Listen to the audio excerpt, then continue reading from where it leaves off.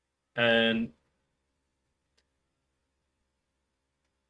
you can, if you succeed, you can try different objects, also maybe a bigger object.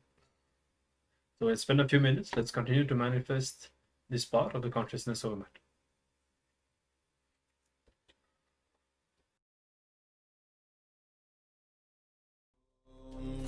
Nityanand परमशिवोऽहम्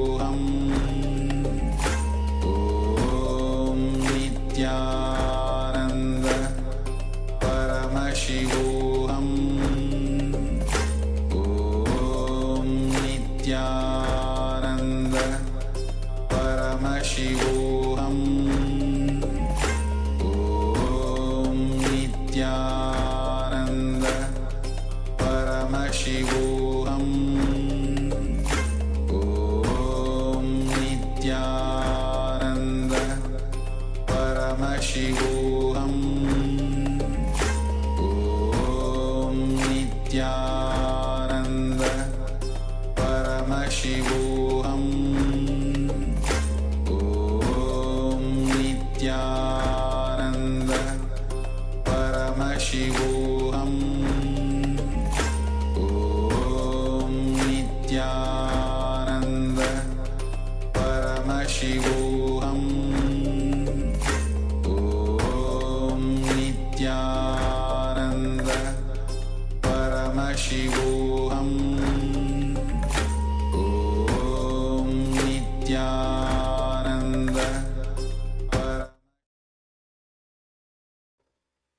All right. So you can share your experience of this power manifestation, your success, or any struggle that you face. Let us know if you're able to roll the object, if you're able to feel the vibration. Actually, with this power of the consciousness of a matter, you can even crack a coconut, literally slice it into two and then fix it back. So ultimately, we will all come to this level, even moving bigger objects on a table in front of us. All of that will become possible. We just need to start manifesting first in our own hands, in people's hands, and then we'll be able to move towards further progressions. So do share your experience, your results, whatever obstacle that you face. And we'll be now switching over to the darshan preparation today. Day 21 of Paramashivoham. We'll be receiving Swamiji's darshan in the Bhagavan Sri Nityananda Paramashiva Murti, Swamiji's on the ultimate manifestation of Paramashiva, and invite all your friends and family. Definitely have as well all your blessings and prayer requests. Remember, whenever you ask for what is in your inner space, whatever either you have identified some specific obstacle that you have to manifesting your desired reality or specific completion, not asking for something general, just something that you want, but what is really present inside. When Swamiji will bless and infuse his energy into you, you will see that that will immediately manifest. So we strongly encourage all of you, take this opportunity, take a few moments to prepare all your requests for Swamiji, so that you can post all of them during the darshan, and make sure to be back, of course, for the conclusion and the remaining sessions of today's Paramashivoham after the darshan. Yes, ma'am.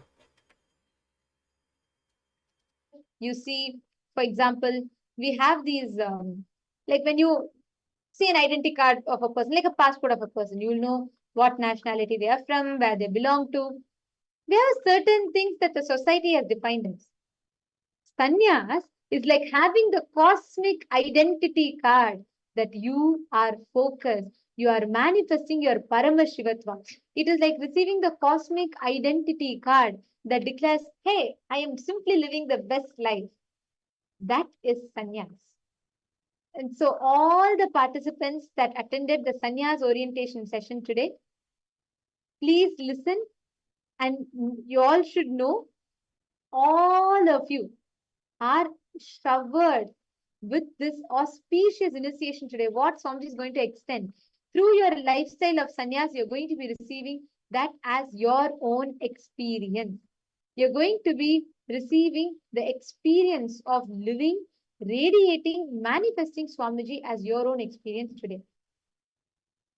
Now, I want to ask all of you here, all the participants here, a question.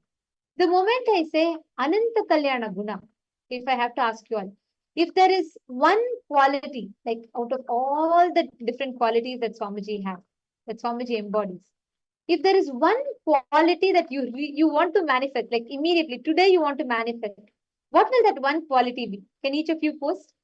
Like, of course, Swamiji has multivarious qualities. He's Paramashivoham. But if I ask you, pick one quality that today you want to manifest immediately, what would that quality be? You can put anything. Like Swamiji has various different dimensions. Like, for example, the grace of Swamiji, the compassion, the powerfulness, the hardworking dimension. Which dimension of Swamiji would you want to manifest?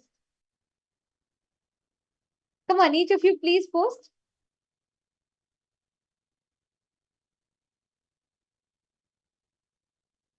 Wow, I'm getting so many answers. So my Yogananda Rukmini has posted Swamiji's love and compassion, that Swamiji never gives up on anyone. Ma Sonia has posted eternal bliss, and Ma Jnana Vijnana Priya has posted powerfulness. Ma Marva has posted courage of Swamiji. Ma Stephanie Lail has posted bliss, serenity and compassion. Ma Jnana Vijnana Priya has posted Sachitananda. Ma Grazina Maria has posted fearlessness. Come on, everyone. What is that one quality of Swamiji that you want to manifest? Ma Alice Wong has posted high energy and wisdom. Okay. Ma Dennis, Ma Maluhya Mona, Ma Cecily Irudayam, Ma Stephanie Datus, Ma Sharmin Muse, Ma Abha Sharma, Ma Yoga Malar. Ma Stephanie Lel has posted, she wants to manifest the deep consciousness of Swamiji. Beautiful. Okay. Ma Forum Lime has posted, it's so lovely and enlightening to listen to these experiences. Oh, I think that's for the session you have posted. Okay. And you have posted that you want to manifest the unconditional love and compassion of Swamiji. Absolutely. That is one aspect. Like, you can never, ever miss. Actually, I should share this one incident. The moment I read Ma Forum's message, it reminded me of one incident that happened. Because Swamiji's love and compassion is not limited only to human beings. He is so compassionate to every single animal, every single being. I'll tell you all an incident, okay? So in Gurukul, we grow all animals, pet animals. So we have all the kids grow different birds, and we interact with the animals and we take care. We have puppies and everything. And it's a very beautiful space. And the space of Swamiji's is so non-violent. Any animal that lives there also, they just manifest that same quality. So there was once we had a cat. We found a young kitten. Somehow I think the mother cat left it and must have gone or whatever. So there was one stranded young kitten that was there. And the kids, Gurukul kids, got it and they started grooming the kitten. They started taking care. They started grooming it properly and growing that kitten up. And then what happened? We saw that the kitten, young kitten, by its nature, right? Cats eat insects. Cats go and try to catch the mouse. So the cat that was there started eating mouse, started catching the flies, started catching the insects, and it'll eat. So we all saw this, and one day Swamiji had asked, Swamiji was giving initiation of Vishesha Diksha. I'll never ever forget this, right? So Swamiji is giving the initiation of Vishesha Diksha. How many of you have physically been there and received the Vishesha Diksha?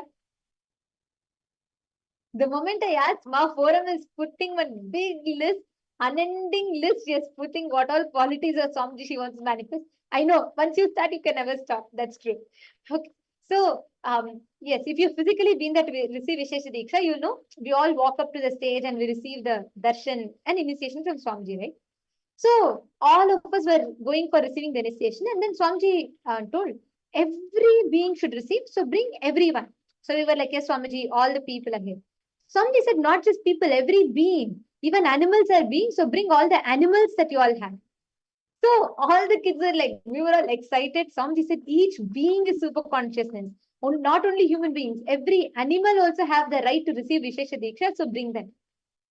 So then we all took our, dogs, pigeons. Swamiji was patiently initiating each one of that animal into Vishesha Diksha. Then Swamiji asked, is that all? Then we said, Swamiji, we have one cat. Okay. And we said, but Swamiji, that cat it is going and eating mouse. It is going and catching the flies. It's eating insects and all. Swamiji, it's doing not. Actually, in Vishesha Diksha, after you take Vishesha Diksha, you cannot consume non-veg, right? You cannot be, there should not be any act of violence and you cannot consume non-veg. So we told Swamiji, this cat is eating non-veg and this cat is like, going and catching the mouse and all. So we were not sure if we have to bring it for initiation. Then Swamiji looked at us, the Balasans, and Swamiji said, hey, you bring the cat, I will give it initiation, I will take care, you bring it. Every being has a right to receive, so don't deny, bring the cat. So I still remember we took that small cat to Swamiji and so gracefully, so compassionately, Swamiji looked at the cat. Just one touch on the cat's third eye. Swamiji said, put the Kantamala to the cat. And I'm not joking. We are all a witness to this. We have taken tons of videos and uploaded on Facebook also. Right after that one touch of Swamiji's, the cat completely stopped eating non-veg. The cat started eating curd rice and grass. I'm not even joking. We have uploaded tons of videos. Even, mouse will run right next to it. It will not disturb. It started living in so much oneness with everything around it. And we started calling the cat as Saiva Punai, means vegetarian cat. And because it is initiated into Vishesha Diksha just by Swamiji's touch. That is Swamiji. Even a cat, even any being that comes into his presence experiences him, experiences his all encompassing, this ultimate aspects of Swamiji. So so when Ma Forum posted it's with compassion, it just reminds me of this one incident. And Ma has posted his Swamiji's body language and how Swamiji's eyes keeps radiating that love. Absolutely. And I see anyone else? Come on, each of you post. What are the qualities? Ma Ananda Gurini. If you have to manifest one quality of Swamiji, what do you want to manifest? Come on, every one of you post here. Ma Stephanie has posted the love and oneness and connection with all the gods that Swamiji has. Ma Cecily has posted oneness, compassion, and manifesting powers. How Swamiji does. Ma Yogamalar has posted Paramashanta Swarupa of Swamiji. Absolutely. No stress. You will never see Swamiji getting stressed. There'll be so many things happening. Still, you will never see Swamiji getting stressed. You will feel like, how does Swamiji do all of this? How is Swamiji doing it? Still, you will not see a hint of stress. That absolute Paramashanta Sarupa. Very true. And Ma Grisina Maria has posted fearlessness. Actually, that component of Swamiji's fearlessness, that's too small a word to use, but even that, like you beautifully put, the way Swamiji exists, nothing can stop. Nothing. No matter the attacks, no matter what comes, he will just once again start from scratch and he will rebuild it. And Ma Teresa posted absolute trust in the existence of Paramashiva. Beautiful. And just his look, correct. Just Swamiji's look, that itself is a beautiful thing to talk about and just experience or manifesting that quality. Now, all of you have posted. Ma Dennis, what do you want to manifest? I didn't see your message. Ma Dennis Beth, what is that one quality of Swamiji that you want to manifest? If I tell you, like, out of all the qualities of Swamiji, if you have to manifest one quality, what would that be? Ma Anandeshwari has posted manifesting complete devotion with Swamiji. Even integrity, even devotion to Guru, you can only learn from him. Just if you study Swamiji's life, actually, if you all have time, do visit Nityanandapedia. And also, you can visit the Ask Nityananda AI. You can ask and listen to Swamiji's stories, incidents from Swamiji's young age, all the Leelas. If you just see the kind of from Swamiji, from the age of 3, Swamiji started the revival. Swamiji is now 47. So many years of his life. You will see Swamiji has no such thing called vacation. He has no such thing called a day off. When you all go for work, you can say, I'm not feeling like it today, or I really need a day off. I really need a vacation. I need some time out. There is no day offs, no vacations. Even his childhood, Swamiji didn't even have. See, normally children when they grow up, their childhood is like, most the children are just exploring and they're just by themselves, they're playing with toys. Even his childhood, he started the revival of Hinduism from the age of 3. We have the recorded evidence of Swamiji's Chaturmasya. Swamiji took sannyas at the age of 3, started doing the puja, started the revival from there. Wow. I think I can just go on talking if I talk about Swamiji. Every aspect, each of you have posted, be it Swamiji's integrity, be it Swamiji's energy, his wisdom, his clarity or hard work or tyaga, every aspect. Ma Teresa's posted enthusiasm for life. Absolutely. Always filled with life energy. And that is why, Ma, when you go around Swamiji, right? In our normal corporate culture, we all feel like, anything you have to do, there's so much of stress that you have to take, and there is so many things that happen. So even if there's something extra, something gets disrupted, something gets messed up, you feel like, oh God, so many things to handle, so much of stress. Can I take it all? With Swamiji, no matter what happens, he goes on doing, doing, doing, doing, doing. Again, if some things collapse because of the attacks or persecution, again Swamiji will rebuild from scratch. You will not see a sign of frustration. You will not see a hint of any kind of hatred. You will never see that. Again, with that same smile, Swamiji will say, all right, come on, once again. And Swamiji will again do it from scratch. Actually, I have to tell you all another incident, right? I have so much. So you all got me started talking about Swamiji. Then there's so much to talk about. So it'll keep going. Anyway, so there was one more beautiful incident that I'm reminded of. One day there was we have a beautiful Goshala in Adi Kailash in Bidadi. So there was once a cow. There has been like heavy rain. So kind of the roads were muddy around the area of the Goshala. It's like there's a temporary mud road that is there. And that had become very muddy. And one of the cows, right? The cow, she was walking over it, and the cow had gotten stuck in the mud. Almost 30 minutes, 40 minutes, the cow was standing there, trying to, struggling to come out, not able to move. Neither they're able to move front, nor able to move back. And the cow is just standing there, and all the sannyasis, Adinavasis that were around, they're all going, trying to push the cow, pull the cow. And the cow is not moving. It's just stuck there. And it is constantly moving for help. And it's struggling, of course, because it was stuck in that, the puddle, like the mud thing. And 30 minutes passed, 40 minutes passed, and everyone, it's not like 1 or 2 people. There are like 5, 10 people around the cow. And the poor cow is people are trying to pull it. People are trying to pull it out. One person is trying to push it.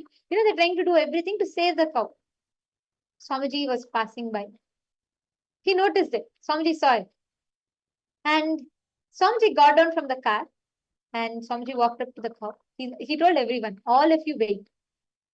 He told everyone to move back. And Swamiji, then everyone moved back and people are wondering, like, what is Swamiji, like, they're all waiting to see what Swamiji is going to do. Swamiji looked at the cow, straight into the cow's eyes. Swamiji looked at the cow. Just Swamiji signaled, come. Like when you call someone, right? With your hand, you just gesture them to like, come over, right? So Swamiji just looked at the cow, no word, no action. I mean, no pulling, no touching, nothing. Swamiji just looked at the cow and just saw it, said, come. Like just in a gesture, not even a word. He looked at the cow and he went like this. He said like this. And Swamiji turned and started walking. You will not believe, 40 minutes of 10 people trying to pull that cow out. Just one gesture, Swamiji did that. The cow simply started walking out of the mud on its own. Everyone was shocked. How is this possible? People are trying to pull it out. That cow has been struggling for so long, and people have been trying to help. It did not even move. Here, Swamiji is not even, he didn't even touch it. He didn't even utter a word to it. He just gestured once, come, and the cow just walked out of the pond. And Swamiji very beautifully answered, see, you all, in the name of helping it, you tried to do whatever